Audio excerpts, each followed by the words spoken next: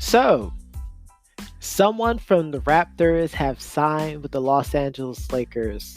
And if you're thinking I'm talking about Kawhi Leonard, you are sadly wrong. Danny Green signed with the LA Lakers for a 2-year, $30 million deal, much to the delight or chagrin of many of Lakers Nation. However, the reigning Finals MVP Kawhi Leonard has agreed to a 4-year, $142 million maximum contract with the Los Angeles Clippers. That's right, ladies and gentlemen. Kawhi Leonard is not going to the Lakers, despite all you've heard from the popular media outlets. People are saying that they're so sure that he's going to the Lakers, talking about being able to get the reins from LeBron and become the best player in the NBA, the best player in the world. Many would like to argue. Playing alongside with the quote-unquote king, Adrian Wojnarowski, who's been the most busiest man in sports the past few weeks, broke the news for us. And Kawhi Leonard is also getting a co-star coming with him to the Clippers as well, too, as the Clippers and the Oklahoma City Thunder agreed to a trade, and the Clippers are now acquiring Paul George. PG-13 is going to LA as well too. This is fun. This is what I was hoping would happen, ladies and gentlemen. I didn't want him to go to the Lakers, and here's why. It became literally too much of what the conversation was going about. When it came to listening to things on ESPN, listening to things on FS1, even on Bleacher Report for a little bit, people were just talking about, how he has a greater chance of going to the Lakers. But people finally started to reel back a little bit to say, maybe there's a chance that he might go back to the Raptors. I know Jalen Rose mentioned that he was 99% sure that he might sign a 2-year deal with the Raptors. Unfortunately, that wasn't the case. But yes, Kawhi Leonard, Paul George teaming up with Patrick Beverley.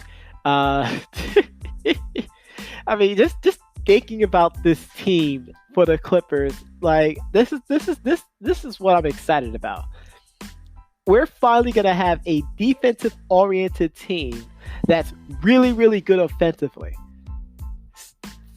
We haven't had that in a long time, actually, now that I think about it. We have Patrick Beverley, we got Paul George, Kawhi Leonard, and Montrezl Harrell as well, too. With Lou Williams coming off the bench, are you serious? Yeah, this is going to be a fun season, ladies and gentlemen. The 2019-2020 season is going to be fun to watch. The Los Angeles Clippers are going to be must-see TV.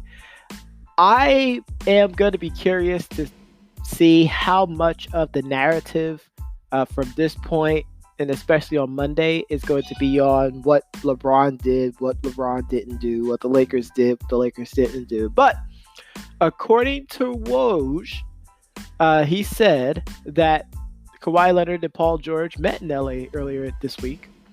And the Clippers have been the main frontrunner for Leonard. And he basically, according to sources, once again, and this is all speculation, but I mean, so far, Woj has been on top of it. And I'm going to get to Woj in a second because I feel like people are giving him not enough credit for what he was able to do. But I'll get to that in a second. But he said that Kawhi Leonard didn't want to construct a super team with the Lakers. He wanted a co-star across Staples Corridor with the Clippers, and made it clear to Steve Ballmer and Lawrence Frank, get Paul George and I'm coming. That's a very bold statement. That definitely sounds like something that I can see Kawhi Leonard definitely doing, because he wants to make his own legacy. Like, you play with LeBron James, all the success goes to LeBron James. It doesn't go to anyone else. It really doesn't. But let me get on Woj real quick. So Woj has been saying the right things the past few weeks. He's been saying, these things are happening, that thing is happening, but he's not saying, because of this, Kawhi's going to sign here. Because of this, this other person's going to sign here, and all this other stuff. He's never said anything like that. He said there might be a strong possibility based off of these facts that we currently have, but, everything else is left to the imagination. And the imagination went wild within ESPN F1 Sports First Take, Undisputed. It went absolutely bonkers. People were just saying, yeah, Kawhi's going to go to the Lakers, and people already started hanging up banners, in the Staples Center for the Lakers because they got Kawhi, they got AD, they got LeBron, and, still saying that LeBron is the best player in the world. Like, here's the thing, here's a guy who's supposed to be the best player in the world, but yet he always needs to have two, all NBA caliber players, first team all NBA caliber players on his team. That makes that sounds real suspect to me, and that's just my opinion, of course. I mean, people have opinions all the time, but I mean, it's really weird to hear someone being the best player in the world, but he constantly needs such high caliber players to play alongside him to be able to do whatever he needs to do. This is before the Hampton Five came together and all this other stuff. And I think a lot of people, purposely forget that kind of stuff. But I'm really excited for this upcoming season. The Clippers are going to be a fun story to watch. It's going to be, I'm still waiting to see what the Rockets are trying to do because they really didn't make a lot of noise so far in free agency. Hopefully they want to try to get in on all this excitement. I know the Doc is waiting on hand and feet to see what his GM has in store, but it seems like they'll definitely try to run it back. My Knickerbockers, we had our first Summer League game against the New Orleans Pelicans, and they debuting Dukies, or former Dukies, RJ Barrett of the New York Knicks and Zion Williamson of the New Orleans Pelicans. I have to say this, I have not seen a Summer League game get this much coverage. It's crazy.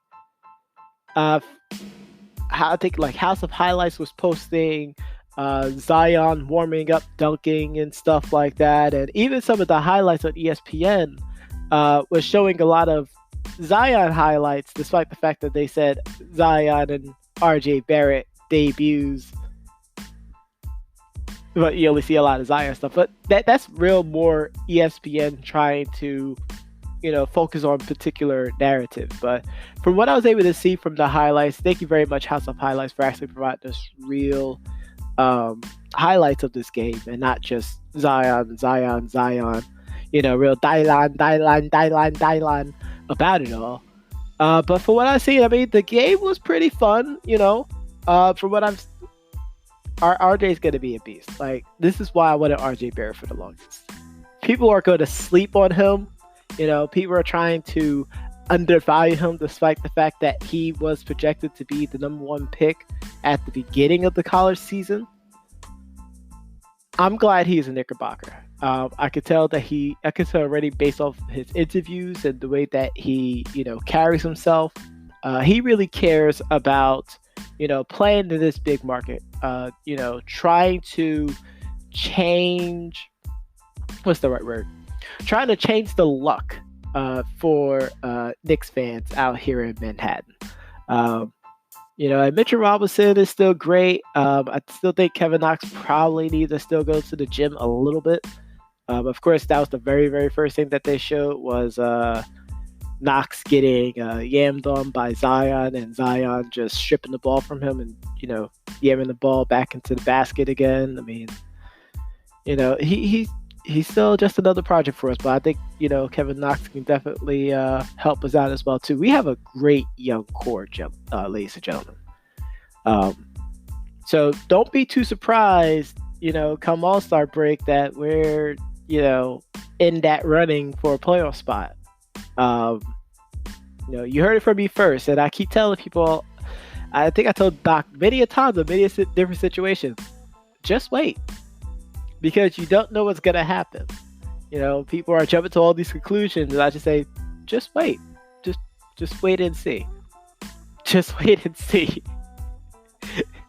But I just wanted to do this quick tidbit to talk about the Kawhi Leonard decision, give my 2 cents about the opening summer league game for RJ Barrett for my Knickerbockers. Of course, come talk about my Knickerbockers. That's all. And also, just hopefully everyone's safe out there with the earthquakes that hit earlier today. I know I had a few coworkers of mine out there in California who had to deal with earthquakes as well too. So hopefully everyone is safe.